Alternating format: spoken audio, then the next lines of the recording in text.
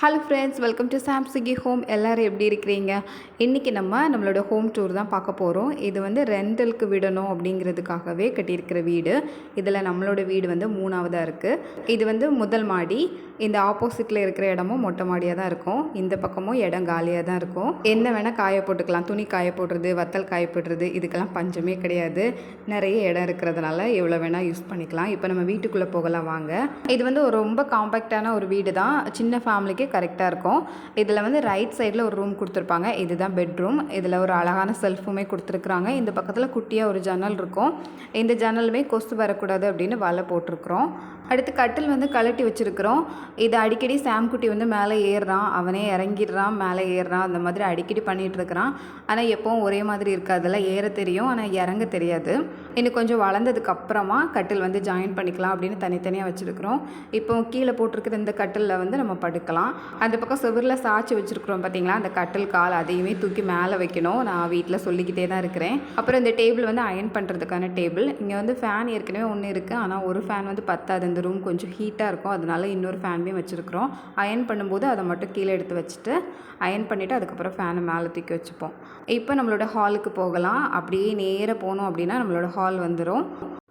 Hall இப்படி தான் கொடுத்துருப்பாங்க. இந்த வீட்டில் ஒரு ஸ்பெஷல் என்ன அப்படின்னா 3 கதவு இருக்கும். ஃபஸ்ட்டு நம்ம என்ட்ரியான ஒரு கதவு, இந்த பக்கம் ஒரு கதவு, அப்புறம் அந்த பக்கமுமே ஒரு கதவு கொடுத்துருப்பாங்க. பீரோ அந்த ரூம்குள்ளே வைக்க முடியாது, கொஞ்சம் ஹைட்டாக இருக்கிறதுனால உள்ளே போக மாட்டேங்குது அப்படின்னு சொல்லி இந்த ரூம்லேயே நாங்கள் வச்சுட்டோம். கொஞ்சம் சின்ன பீரோவாக இருந்தால் உள்ளே கொண்டு போயிடலாம், ஆனால் இது வைக்க முடியல. அப்புறம் இதுதான் நம்மளோட ஹால். இந்த பக்கத்தில் ஒரு பெரிய செல்ஃப் கொடுத்துருப்பாங்க. அதில் கொஞ்சம் கொஞ்சம் திங்ஸ்லாம் இருக்கும். நேராக பார்த்தோம் அப்படின்னா அது பின்வாசல் போகிறதுக்கான கேட்டு. இதில் வாஷ் பேஷன் இருக்கும். இது சாப்பிட்றதுக்கு அந்த டேபிள் நாங்கள் யூஸ் பண்ணிப்போம். இந்த பக்கத்தில் டிவி இருக்குது. இவ்வளோ இடம் விளையாடுறதுக்கு கரெக்டாக இருக்கும். அந்த பக்கத்தில் டிவி மாட்டி வச்சுருக்குறோம்.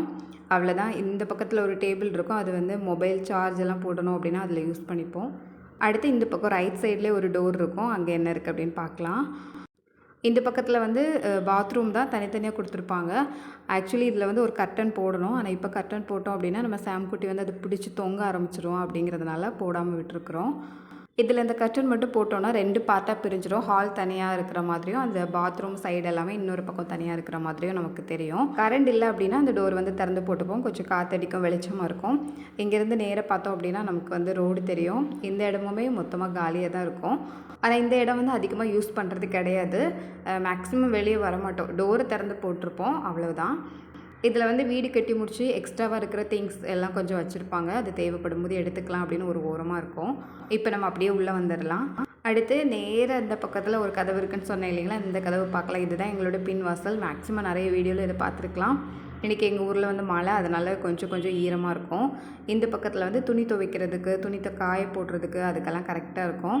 பைப்பு, கல் எல்லாமே இருக்கும். அதிலே துவைச்சி அப்படியே காய போட்டுடலாம். இன்னுமே துணி துவைக்கிறதுக்காக நிறைய எடுத்து வச்சுருக்கிறேன். இது சூப்பரான ஏரியா. கொஞ்சம் ஃப்ரீயாக உட்காந்துருக்கணும் அப்படின்னா இங்கே உட்காந்துக்கலாம். சாம்குட்டியுமே இங்கே விளையாடுவான். இங்கேருந்து நேராக பார்த்தாலும் ரோடு தெரியும். இங்கேருந்தே அழகாக வேடிக்கை பார்த்துக்கலாம். இப்போ நம்ம கிச்சன் பார்க்க போகலாம். கிச்சன் நமக்கு ஃப்ரண்ட் டோர்லேருந்து லெஃப்ட் சைடில் இருக்கும்.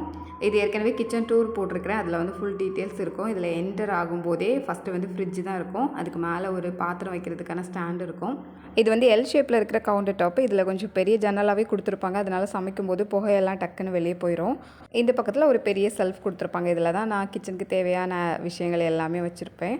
அவ்வளோதான். ரொம்ப குட்டியான கிச்சன் தான் இது. ஆனால் நம்ம வீட்டுக்கு இது போதும், இது ஓகே தான். இது யூஸ் பண்ணுறதுக்கும் ரொம்ப ஃப்ரீயாக தான் இருக்குது. அவ்வளோதான். இதுதான் எங்களோட வீடு. அப்புறம் ஹோம் டூர் எப்படி இருந்தது அப்படின்னு கீழே கமெண்டில் சொல்லுங்கள். ஏதாவது சேஞ்ச் பண்ணணும் அப்படின்னு தோணுச்சு அப்படின்னா அதையுமே கமெண்டில் சொல்லுங்கள், தெரிஞ்சுக்கலாம். இது வீடு சின்னதாக இருந்தாலுமே நிறைய பரன் கொடுத்துருப்பாங்க. மேலெல்லாம் நிறைய பரன் இருக்கும். கிச்சனில், ஹாலில், எல்லா ரூம்லேயுமே கொடுத்துருப்பாங்க. ஆனால் நம்ம நிறைய திங்ஸ் வைக்க ஆரம்பிச்சிட்டோம் அப்படின்னா நமக்கு நிறைய டஸ்ட் ஆகும். அதனால நான் எல்லாமே ஃப்ரீயாக தான் விட்டுருக்கிறேன். அப்புறம் முக்கியமான விஷயம், இது ரெண்டல் ஹவுஸ் தான். நாங்கள் வாடகைக்கு தான் இருக்கிறோம். அவ்வளோதான். நாளைக்கு இன்னொரு வீடியோவில் பார்க்கலாம்.